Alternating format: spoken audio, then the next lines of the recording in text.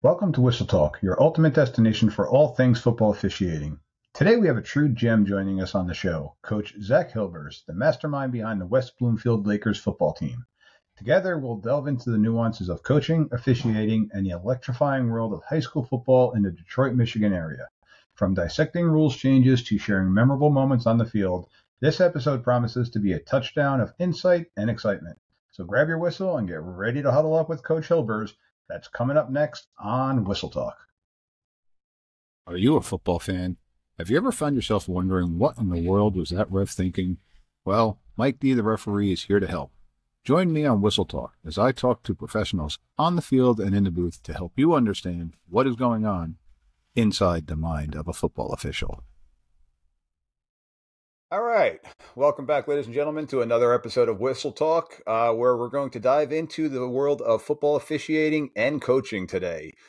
Today, I'm thrilled to have with me head coach of West Bloomfield High School out by the Detroit, Michigan area, head coach Zach Hilbers. Coach is going to jump on with us talking about some of his coaching and the officiating that's going on in the Detroit, Michigan area. Coach, thank you again for jumping on with us tonight. How are you today? I'm doing great. I appreciate you guys having me. Thank you.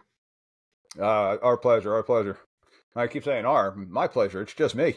Yeah, it's a one-man show here. Yeah. So, Coach, tell us a little bit about your program you have going on out there in West Bloomfield Lakers. Yeah, West Bloomfield High School. I guess if you're going to ask someone about our program, I might be one of the best people to talk to. I grew up in the community, went to high school there, played football. And then I started coaching my senior year at Michigan State, started kind of driving back so I could start coaching football every day in the fall. It was kind of insane. But, you know, 21 years old, you kind of have an itch. You want to do something, you start doing it. And I never really thought I'd be there 18 years later, but I was an assistant coach for 16 years under some really great head coaches. And last year was my first year taking over as the head coach. So I'm about to enter my 18th season with the school and my second year as the head coach. We've been really blessed. Like, we're really lucky. We've had some really good players and really good kids over the last 10 or 12 years. You know, wasn't always the easiest. We had some talent early on, and, you know, we had a lot of young guys on staff, didn't really know how to put a lot of stuff together. And we kind of figured some stuff out, grew up a lot of us together. And I was fortunate to coach with Coach Ron Bellamy, who's now at the University of Michigan, the wide receivers coach. But, you know, he was our head coach when we were both young. And he did such a good job of building our program into really one of the stronger programs in the state of Michigan. Put a lot of guys out in school. And, you know, the draft was here, the NFL draft a couple weeks ago in Detroit, and it was really cool. And I don't know how public, you know, this type of advertising went out, but they had a lot of stuff, at least around here, about how Detroit, Michigan has the most current NFL players out of any city in America. So we think we play really good football here. And just to be clear, that is the city of Detroit. So we're about 20 minutes northwest of it. That doesn't even count, you know, schools like myself, which are technically in the suburbs. So that's just the city public schools themselves. It's really an impressive feat. Detroit Cass Tech, Detroit King have been playing really good football for a long time. And, you know, and others as well, East English and, you know, Mumford and Denby. There's a lot of good programs in the city of Detroit. And we're just outside of that. And we've had some really good runs at it too. So right in the heart of Big Ten country. And Coach and I were just talking pre-record. I got my Rutgers Cup here, so I got to represent New Jersey. So you now just explain to our listeners, Coach. I'm a Jersey guy, born and raised myself, but classification wise, are you guys considered a big school, a small school? In New Jersey, Class 5 or is going to be our biggest school, or Group 5, I should say. Group 1 are our smaller schools. Where do you guys fall in the state of Michigan? Yeah, you know, it seems to be different in every state. I don't know why we all have different ways to say the same thing. It's like, you know, if I go to Speedway, I get a large coffee. If I go to Starbucks, I might call it a venti or, you know, a grande or whatever you want to call it.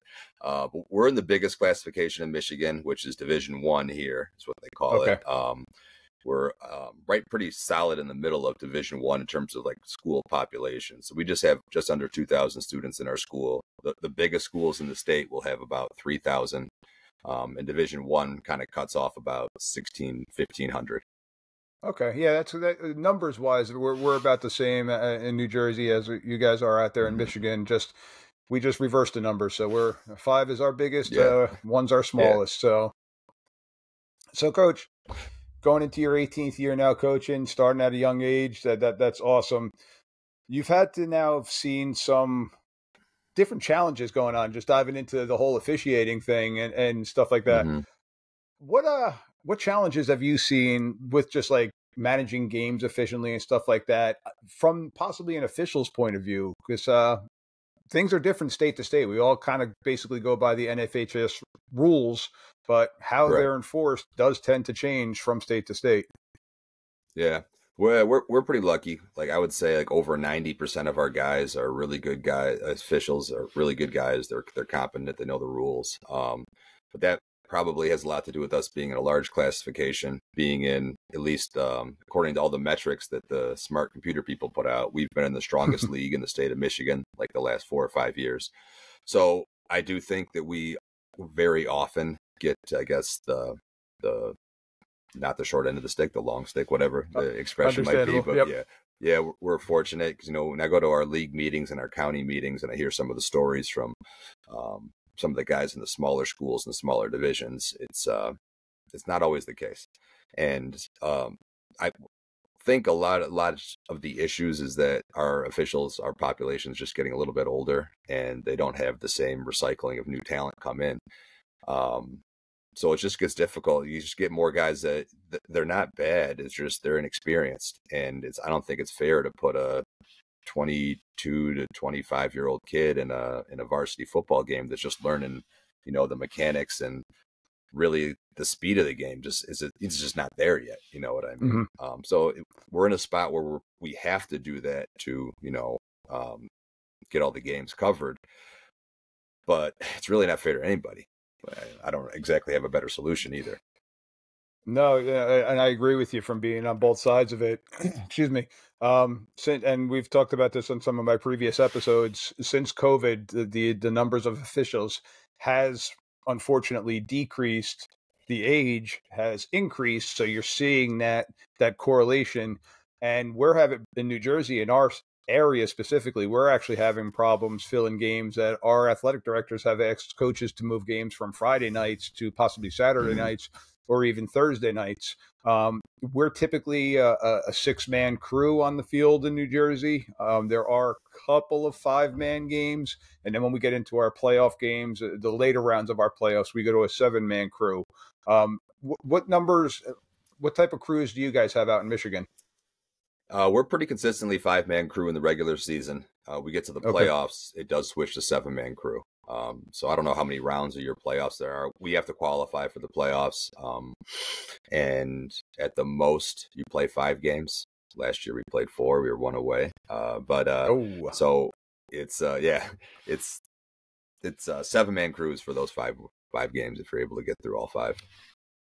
Okay, so for us, New Jersey just recently added another game so that we have an overall group champion, as we were talking about our group classifications. So I want to say it's now up to 4 playoff games, but it's now only the final 2 games will we go with a 7-man crew, and we'll stick with our 6-man crew throughout the season and throughout the earlier rounds of the playoffs. So it's still 6-man, which does have its benefits. I do like having the 6-man, but then I had the chance this past year to work one of our state championship games. Actually, give them another plug up at Rutgers. We got to work the state playoff game up at Rutgers, championship game up at Rutgers, and we had a 7-man crew. And it was the first time that I've experienced the 7-man crew in my position.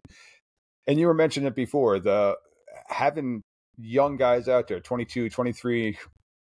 I mean, the inexperience working big games like you're talking about, your big classifications of schools and the harder games. There's got to be some great rivalries and stuff going on like that. So it's tough putting a newer person in that situation. Last year, not this past season, but the previous season, here in New Jersey, we had first-year officials working some varsity games. That's where our numbers had gotten. It's a problem across the country. I'm coming to find out. So, so you're saying it hasn't really impacted you that much, but you're definitely seeing it in the state of Michigan. Yeah, and I guess we're lucky in that standpoint. We have 8 different divisions of 11-man football. So Division 1 through 8, where 8's the small schools, and we have another 2 divisions of 8-man football. And I guess I don't know how big the crews are for their games because it's kind of a different sport. But that's I guess a lot more of our rural parts of the state play 8-man football. So if you kind of put it all together, it's 10 different classifications, and I know it gets thin for some of them. So I coached girls basketball for 10 years too. When I was an assistant coach, and a lot of those guys that officiated my girls' basketball games are also my football officials. So yes, in a way, it's helpful to me because, they know who I am. I wasn't just some random assistant coach to them because I've had a relationship with them. But at the same time, I mean, if we're getting stretched thin in football, like it's not just us. It's probably, the basketball, it's probably softball and everything else. Yeah. Yeah, and I give a lot of credit to those guys that work basketball, because basketball is probably the one sport I do not want to officiate in, because those crowds are right on top of you. The coaches are right on top of you. There's no hiding in those situations. Me personally, I'm an umpire. I'm in the middle of the field. I'm right with the defense. Yeah, I like to hide. I like to kind of disappear. Yeah, well, you're in the thick of it, though. Yeah, but if I could pull a Homer Simpson and back myself into the hedge like Homer does. I'm a happy person. I just like to kind of blend in, but being 6'3", 260, I kind of don't really blend in too often. But so you actually kind of led into my next question for you about building those relationships with officials. How do you go about pregame, different things like that? How do you go about trying to build those relationships with the officials? It's funny, like, it might sound like I've done this for a really long time, and I have with the kids and the parents and all that stuff, but for probably 12 of the 16 years that I was an assistant coach, I coached the quarterbacks, and game day I was in the booth. So like I loved being in the booth as a coach. You can see everything. You're removed from the emotion on the sideline and the field, so you kind of think a little bit calmer and clearer and all that stuff. But one thing I realized this year I never really did was had any communication with the officials ever, at all. You know what I mean? So the only ones who really knew who I was were those guys that I had when I coached basketball 4 or 5 years ago. So a lot of it's just building relationships at that point. So I don't know. I just try to be down to earth guy, and they come over, introduce themselves. I know there's like a little script of the questions they got to ask, but I just try to ask them about anything else before that. You know what I mean? Just absolutely try to get on that same page. Like we're all here for the same thing. Like we want this to go smoothly. We want everyone to be, healthy when we get out of here, and we just want it well run. Yeah, and I keep on saying it. Our head official says that we're here to kind of spot the ball and wind the clock. We want to just keep everything running smoothly and keep everything going, and throw as little amount of flags as possible, but get the safety ones, get the point of the attack ones, and keep the game flowing. We want the kids to have an enjoyable time. So you talked about that pregame. What are some of the things that you tend to go over with the pregame with the officials before games? Well, being growing up as an offensive guy, and this past year I was over the defensive side of the ball a whole lot more. But I always show them any formation that might look just any non-traditional formation. We don't do a ton of crazy stuff with like moving linemen and hiding guys in the line, but we do cover our receivers and try to get, numbers advantages, and we'll use our motions in a certain way. So even though I don't think it's too far out there, it's not too exotic, I just have like a little binder, like, hey, this is all you're going to see, and you can look through them all. You can look through one and kind of get the idea, but I just want them to so like, this is what they're coached to do. If they're wrong, yeah, we're wrong. But, I guess maybe it was 2016. We got flagged in the same game maybe 5 times for illegal formations. I don't think any of them were. So I just made a point from that point forward to make sure that, you're going to see everything we got. We don't go too crazy on special teams, but if we do, like, you're going to see it. So you're actually visually showing them what the formations look like, X's and O's wise? Yeah. Yep. X's and O's wise. I'm gonna point out the receivers. Those are the 2 guys they're gonna, if they're covering each other up, that's the guy that's gonna cover him up. And he's taught to look at you and put his fist forward, because it's showing that I'm intentionally covering my teammate up. And, it's helped, I guess. We haven't had anything go against us since then. So worth it. So that you just brought up a great point. And I previously, before I was an umpire, I was a short wing guy. So I was the guy that the receivers were punching. And I always tell them pregame, hey, give me an arm up. Give me a point up to the line of scrimmage if you're on. Give me a point back if you're off. Mm-hmm. A lot of times, you have no idea how many times we would come over. Am I good? Am I good? I'm like, I don't know if you're any good or not. Yeah. Like, you tell me. Because we're kind of trained, hey, declare yourself on or off. Especially now, I doing some research on you guys. I noticed you guys have a nice turf field, so it tends to be a lot easier formationally in that aspect. Not every team has that. And sometimes the lines are a little bit wonky. So we're kind of taught, hey, if the kid comes up and they declare and say, Mr. Official, I'm on, we're going to honor that because we want them to be on, even if they might be a little bit deeper and back a little bit further, because I don't want to move them up pre-snap, because all of a sudden, if they take a step going forward pre-snap, now you got a legal motion. The other side's going nuts. He was moving before the snap. So keep doing that with your kids, Coach. Keep on having them communicate with the officials and say, I'm on, I'm on, I'm off, and just pointing, because especially you get some loud games. So that's a great technique that you're teaching the kids. Yeah, thanks. And you know what? We actually have had exactly what you described there. Maybe 11 years ago, we didn't have the best group of linemen, so we were going ultra tempo. Like, we were trying to snap this ball. We had some pretty good skill guys. Our quarterback's actually in the Minnesota Vikings right now. He's a wide receiver, so he was a stud. But we went as fast as we could. And part of that happened several times where, like, the official says, hey, you got to move up, you got to move back, but we're snapping the ball while that guy's moving, and then he has to throw the flag. Yeah. And that's really, it was on the quarterback. Like, I know it looks like your guys are set, but we're going to go as fast as we can, but make sure your guys are set. So now, with that being said, now how do you work it with your players, say your linemen too, just communicating with the officials on the field, your receivers, they don't get that interference call that all receivers, anytime it's incomplete, it's always interference. How do you go about that as a coach with talking to your kids about stuff like that? Man, I tell them never say a word, because I've got some divas out there right now playing receiver too, like your prototypical. They're the best, man. They're awesome kids. They really are. They eat lunch with me during the school day, but oh man, if you see them out there with the lights on, like,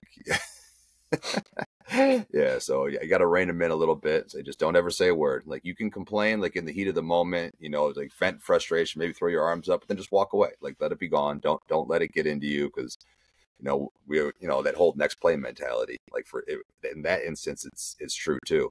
And that way, really, I just want to be able to handle that all myself. Now last year I had a 4-year quarterback who was starting some games as a freshman, and then all the games sophomore, junior, senior. So honestly, he honestly had a lot of relationship with a lot of those officials too, and they knew him because he had a big personality and just a great leader. So I let him talk, because I knew he would just ask questions and actually just communicate a little bit. But pretty rare that I ever let the kids talk to the officials at all. Okay. Yeah. See, now I don't know. Maybe that's like stripping them away from some great learning opportunities and leadership opportunities and things like that. But I don't know. No, kids. I know listen, where they're. Yeah. The kids are learning to respect the game in general, not just the officials, but respecting the game in general, that things are going to go their way sometimes and things aren't going to go their way at times. Me being in the middle of the field sometimes, I'm always talking with I got the O-line, the D-line, the linebackers with me. I'm in the thick of it, like we were saying before. So I'm always talking to those guys, but hey guys, keep your hands in, guys. And then getting the complaints from the defensive side, oh, coach, I'm being held. I'm like, listen, I love when they come up and say, Mr. Official, can you watch 76? He's been holding me all night. Absolutely, I'll watch it. And I'm definitely gonna hold my focus on that spot a little bit longer for them and see what's going on. But we're trained to kind of bring in the whole area. And it's amazing how many times that the kids will complain to us, but then in turn, they're going both ways. And then the other defense is complaining to us that this guy is holding them. And I'm like, how many flags have I thrown on you tonight? And well, none. I'm like, okay, so play football then. Same thing goes with the interference size. A lot of those kids are playing DB and wide receiver. How many interference calls do we have on you tonight? Yeah. Yeah. That's a great point. And it's good fun football for the kids too, and I like being in there and talking football with the kids too, especially at the younger levels. Now, how many levels in your school do you guys have? You got a JV, a freshman level, I'm assuming. Yeah, we have a freshman and JV level. About 70% of our league still does. Some of the programs are having a tough time fielding a freshman team every year. They're just going JV and varsity. But we've had all three levels for a while, and we hope that stays the same. Do you have a chance to spy in on those games at all? I know it's tough being the head coach of watching everything going on, because I'm sure you guys are still practicing varsity practice for film and during those things. Do you get a chance to see any of those games? Yeah, I used to be able to see a lot more. So I had a son that was born this summer. So the freshman JV games, I ran home, like did the dad thing and watched it on TV, because we got like those little cameras, you can watch them now. But every other year, yeah, I was always there on the sideline. I try to keep my distance, like to let them do their thing, the kids and our coaches.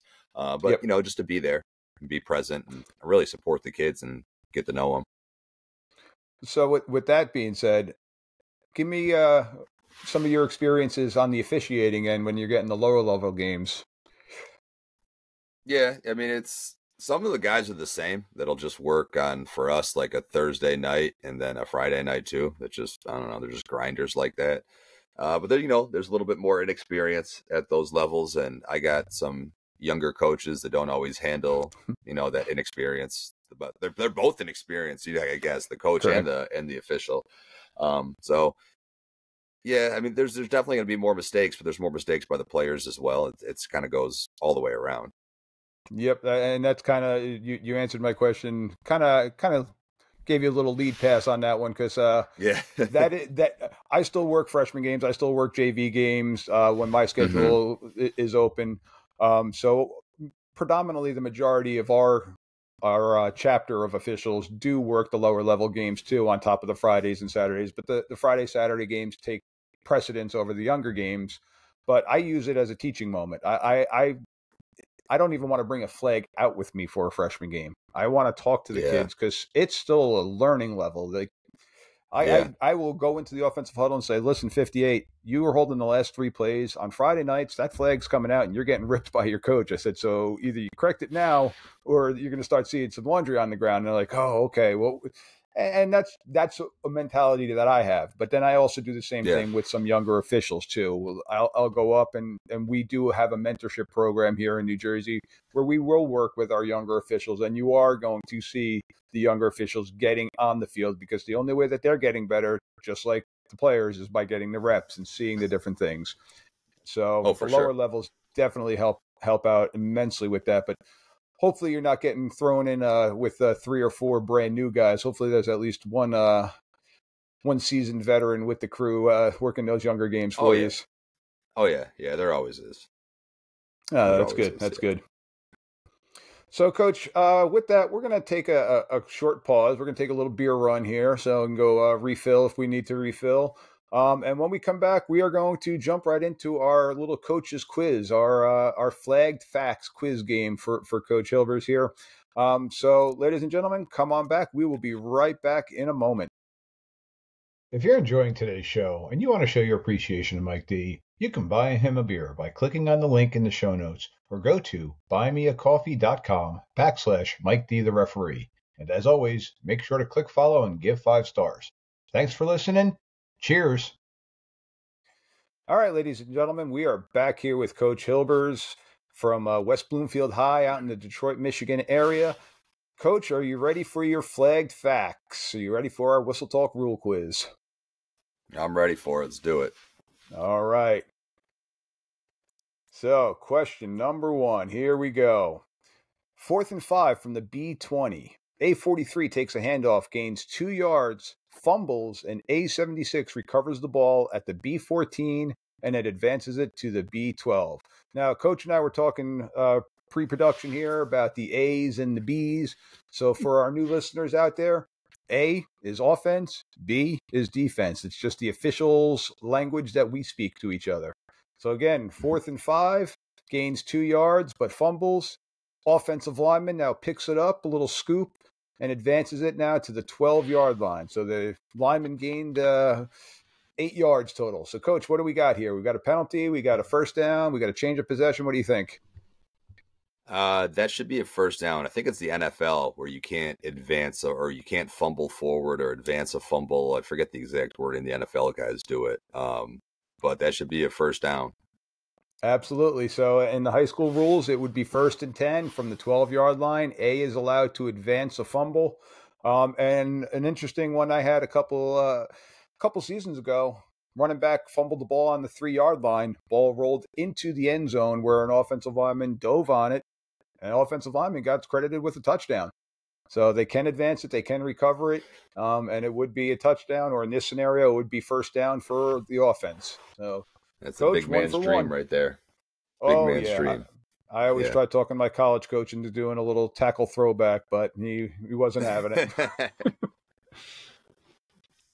All right, question number 2. We're going into a little bit of the kicking game. So now, Coach, just to forewarn you, the kicking game is where you will see anything and everything happen. This is where the officials really kind of take their time with things, because if something crazy is going to happen in the game, it's typically in the special teams segment of the game. So we got K's 4th and 10 from the K 40-yard line. K now being kicking team. K 18's punt. So the punter shanks the punt, where the ball hits the ground at the K 45. So the ball went 5 yards forward, where it bounces back untouched to the K 35-yard line. K 18, who happens to be the punter again, grabs the ball and advances it to the R 20. Coach, what do we got in this scenario? I think the untouched word is the big one. If it's untouched, it looks like it goes back behind the line of scrimmage. You should be able to advance it. So I think the kicking team has a first down. That is absolutely correct. Right. So it would be 1st and 10 at the R 20-yard line. And Coach, you broke that down perfectly. Ball went across the line of scrimmage. Wasn't touched by any team. Came back to the kicking side of the line of scrimmage. And in this scenario, the punter was the one who was able to grab the ball, and they advanced it, and they got a first down. So absolutely good shot on that one, Coach. And that one I can tell you. If the returning team touched it, you could recover it at the spot, but you can't advance it. Is that right? That is correct. So if the returning team touched it, it would be a muff at that point in time. So yeah. Okay. All right. Question number 3. So this one's a little bit of a different style question for you, Coach. So after an incomplete pass, A61 grabs and then yanks B53's face mask, which results in the helmet coming off. Now, I'm saying this one's a little bit different, Coach, because we're talking about now equipment issues going on. And when a helmet comes off in a game, players got to be removed for a game. Not for a game, for a play, I'm sorry. So in this scenario, you got an incomplete pass, but A61 grabs and yanks B53's face mask, and the result of that is the helmet coming off. Coach, what do you think you have there? Do you have a penalty, first of all, and do you think that 53 would have to come out of the game? We've had these ones, so you're going to have should be a dead ball personal foul for the yanking of the helmet, and 53 does not have to come out because it's the penalty is what resulted in the helmet coming off. Coach, you are spot on tonight. A61 will be flagged for a 15-yard dead ball penalty, so that's going to go from the previous spot, 15 yards up. But B53, the defender, does not need to come out of the game for the equipment reason because of the fact that this happened because of a penalty. Now, if it just happened that the kid's helmet popped off, we saw a lot of it. It's gotten better in the last couple of years, especially with the Speed Flex helmets with the kids zipping up the sides. Yeah. But a couple of years back with all the do-rags and different things like that some of the kids were wearing, it was actually made their heads more slick, that the helmets were popping off a little bit more. But, Coach, you nailed all 3 of them. Good job. Thanks.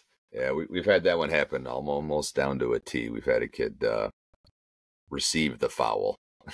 Oh, okay. That's good that you weren't on the fouling side. Yeah. So, Coach, when we had our little pause, you and I were chatting, and you brought up something about Michigan, like New Jersey, does not have spring football. We're kind of in the same boat. We don't have spring football, and I know that is actually something that's been talked about a lot on the national level. How is it that you guys are able to work on stuff like that? Just talking a little football wise, what do you guys do in the off season? Yeah, so Michigan, like you said, we don't have spring football. I don't see it changing for us anytime soon. Just the way our association is, they're really big on multiple sports, and they don't want to take away from lacrosse, track, baseball, whatever else is going on. But we're pretty fortunate in our school. We have a class during the school day. It's called like a sports-specific conditioning, which is really like a football tech class in this semester of the school year. So when we're in the off season, I get about 40 of my players in the class, and that starts for us mid-January, which in Michigan it's pretty cold. So January and February and about half of March, we're really just in the weight room and in the aux gym, just lifting, doing some plyos, doing some agilities, just getting stronger, getting to move a little bit. But when the weather turns, we can, lift for 20 or 30 minutes and head out to the field and kind of do some drills. And it gives you a chance just to do something. Keep from getting rusty a little bit. And it's not the whole team, but it's 40 guys you can get out there in the class, and it's something.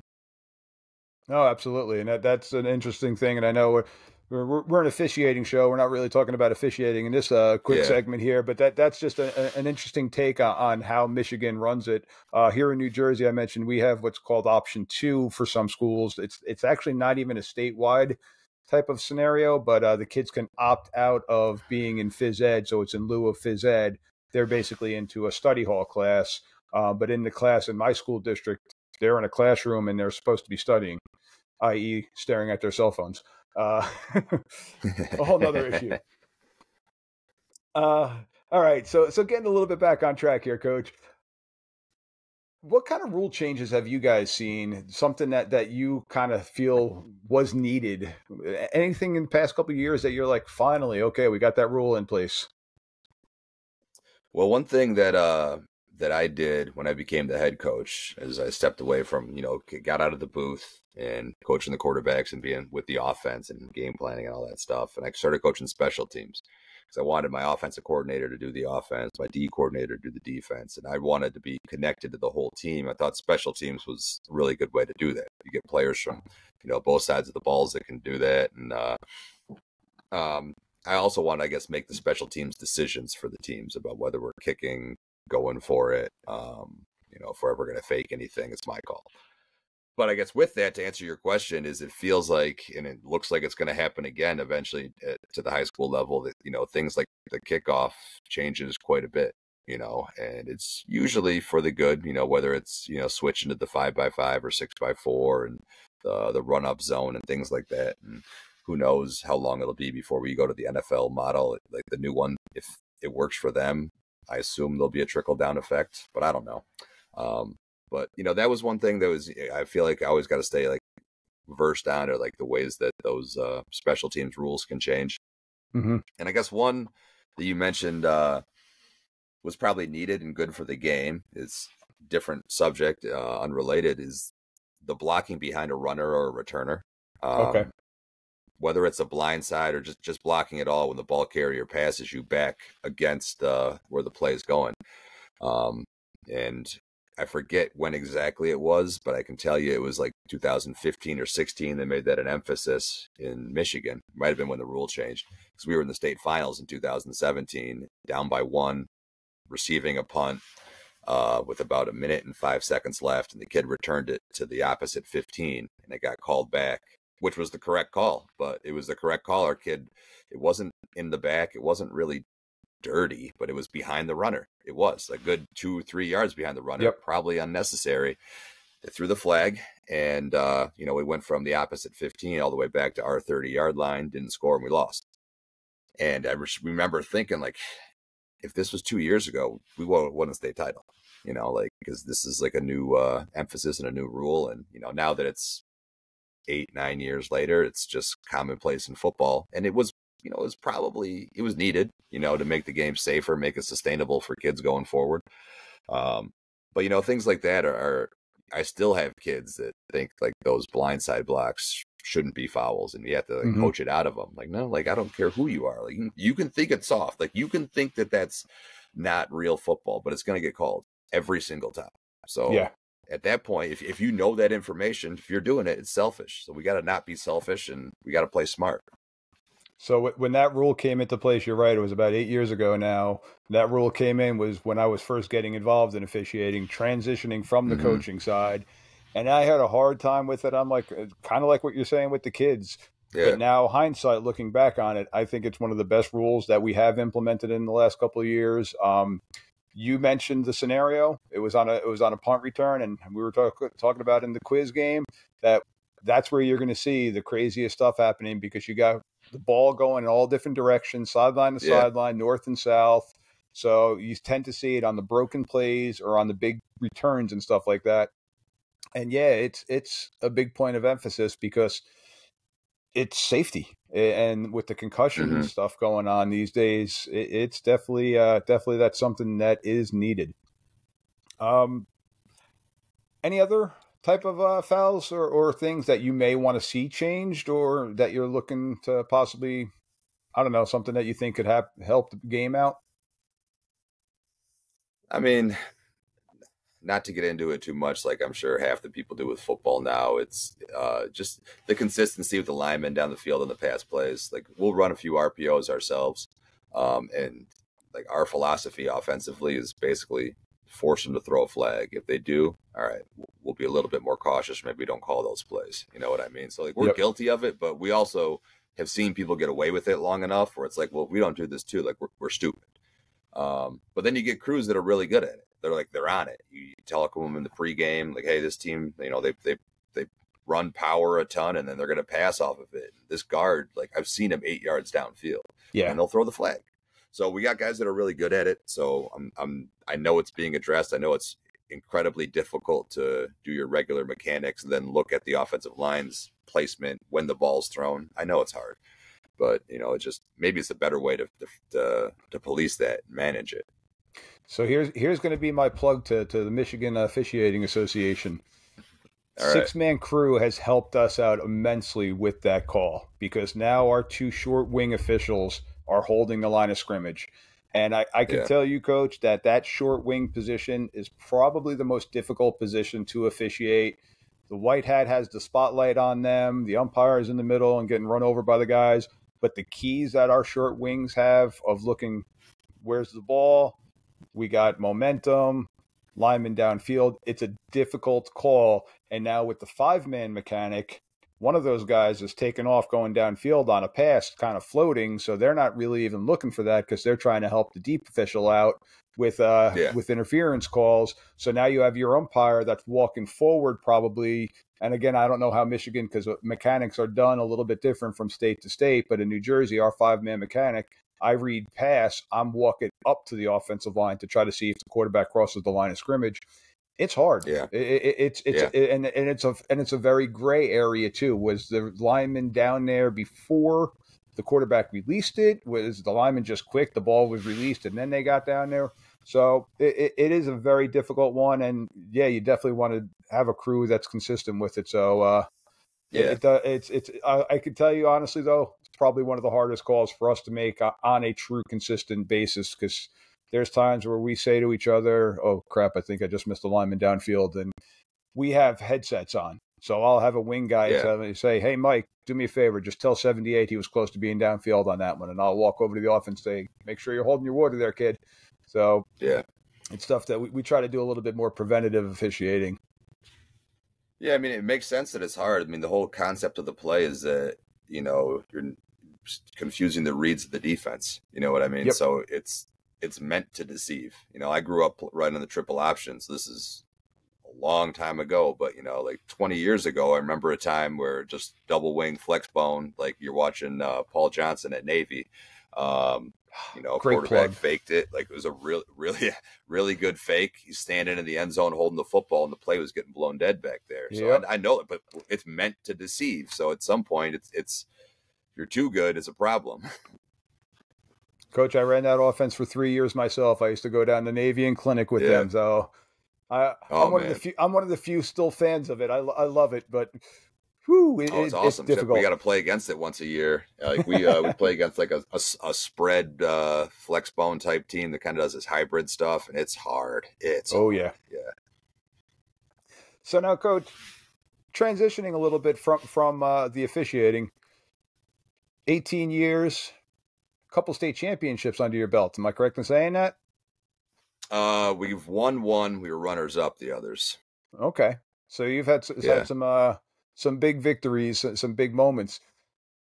Do you have one that really stands out, though? Do you have a memorable game that really stands out for you in the positive light? Something that you're like, wow, that's something that's going to stay with me forever. Yeah, I guess if you think back, there's definitely a few. When we got over the hump and won the state title in 2020, it was such a mess because it was the COVID year.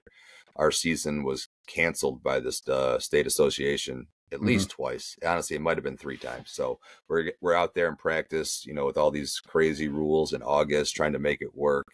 And we're at our lunch break of our 2-a-days, lifting on the track because we can't go to the weight room. Yep. Like, can't be indoors, wearing masks, do all the nonsense everybody went through. And I don't mean that negatively, nonsense, but just all the chaos that we all had to go through. And, our kids look at his phone. He says, they just canceled our season. It's like, oh my gosh. And we just what are you going to do? And a couple weeks later, that was right when the Big Ten canceled their season, if you remember. Yep.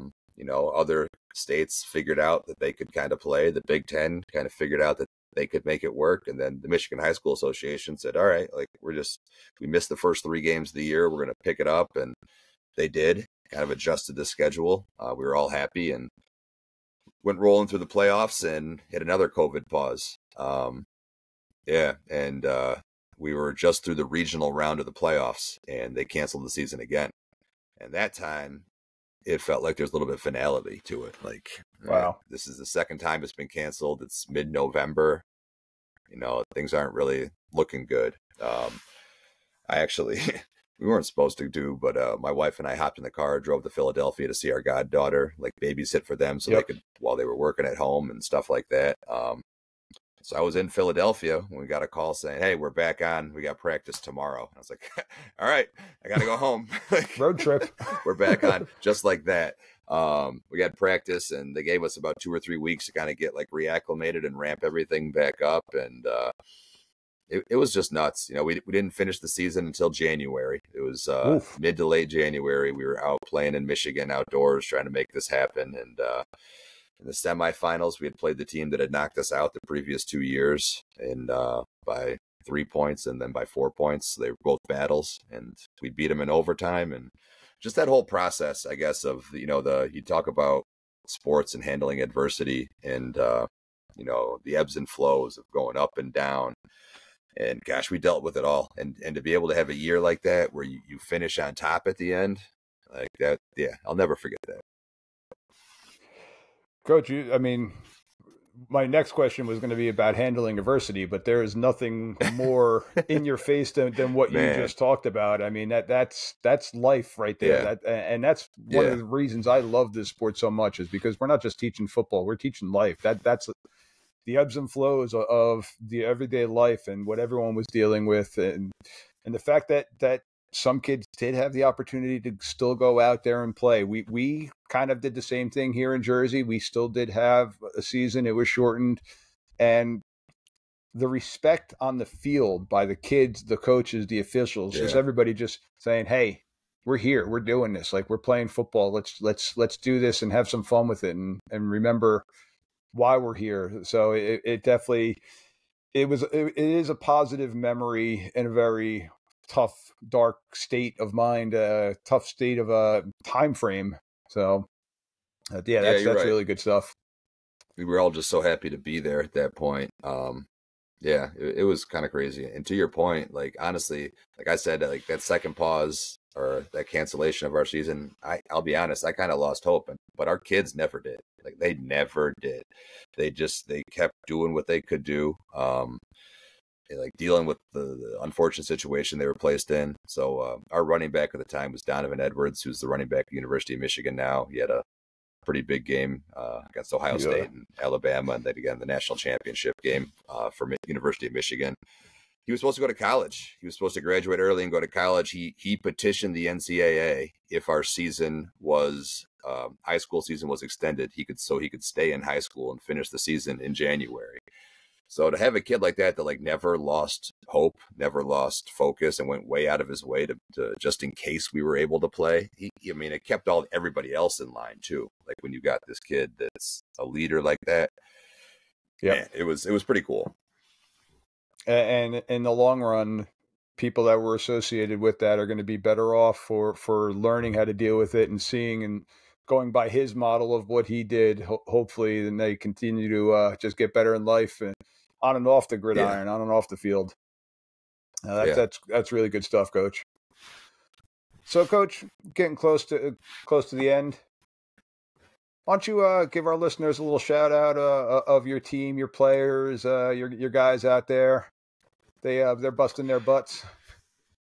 Yeah, I said at the beginning, like, I'm so lucky, I'm so blessed. We got some really good kids and a lot of really good players through the years. I've mentioned a few of them in the last 45 minutes or so. But yeah, the kids I got now, they're great, man. Like some of them will come in and have lunch with me during the school day, sit in my office, and some of them I've had in class that we talked about. I've had them for 3.5 years, going on 4 years. And I think I got the best job in the world, just because it's so fun every day, so rewarding. And yeah, it's exhausting, and yeah, it's frustrating, and yeah, there's all these other craziness that we have to deal with. But at the end of the day, it's always worth it, because whether it's you see a kid living their dreams playing college football, or you see a kid that we had a kid 2 years ago that was just happy as could be to try to go join the Marines and went down to Parris Island, South Carolina, and now he's just doing it, man. Like he's just doing it. He'll call me when he's back in town and tell me all this crazy stuff that he does, but he just loves it. So we know no matter where they end up, when they come back through our doors and see us this time of year, especially, I get so many texts from kids that are finishing up college. Hey, I'm back in town. Can I come work out with the kids in the field? Can I come use the weight room? And it's always yes. It's always yes. And I'll figure out a way to make it work with administration and security and everybody else. But yes, come back. And it's just because it's the best part of the gig. No, there's nothing better that I still have kids that I coached 20 some odd years ago that still call me Coach. Hey, Coach, what's going on, Coach? Yeah. I got a former player now lives in my neighborhood, and he has 5 children of his own. I'm showing my age here. He's got 5 kids of his own, and every time I see him just walking around the neighborhood, hey, Coach, what's going on, Coach? And still, I'm like, hey, Bill, you can call me Mike. But it's not going to happen though. No, it's not. And I still do the same thing to my former coaches. So it's just it's one of those things. But yeah, that's great stuff. Yeah. That really is. And one of the things I was able to do when I was a head coach, I got 5 guys on staff that played for me at some point or another that are alum. And yeah, like I don't know, it's coming up on year 18 for me at West Bloomfield, and I honestly don't believe it until I start like counting on my fingers and go and find the T-shirt from the first year I coached. It doesn't feel like it. It really doesn't. No. But I guess that's how many years it's been. So yeah. Well, Coach, I truly thank you for taking your time, busy schedule, newborn child, taking your time out of your day to come on to our show here. I want to wish you guys in West Bloomfield the best success coming forward. If there's anything that I can do, if you have any questions during the season, you got my number. Feel free to reach out. I'll definitely be keeping tabs on what's going on out there in the Detroit, Michigan area, and keep an eye on you guys. But again, thank you once again for coming on our show. Yeah, no, thanks for having me. It was a lot of fun, and I appreciate that. We'll be in touch. Absolutely. Thank you, Coach. Thank you for tuning in to another episode of Whistle Talk, where we unravel the fascinating world of football officiating. If you enjoyed today's discussion and want to stay in the loop with the latest insights, be sure to subscribe to Whistle Talk on your favorite podcast platform. Stay connected with us by following Whistle Talk on social media, where we share behind-the-scenes glimpses, updates, and engage with our incredible community of officiating enthusiasts. Find us on Twitter, Instagram, and TikTok. Just search for the words Whistle Talk. Your support means the world to the show, and we'd love to hear your thoughts, questions, or suggestions for future episodes. Drop us a line through our website or message me on social media. I'm always eager to connect with the fellow fans and continue the conversation. Until next time, Keep blowing the whistle on the untold stories and nuances of football officiating. Thanks for being part of the Whistle Talk family. This is Mike D, the referee, saying so long for now.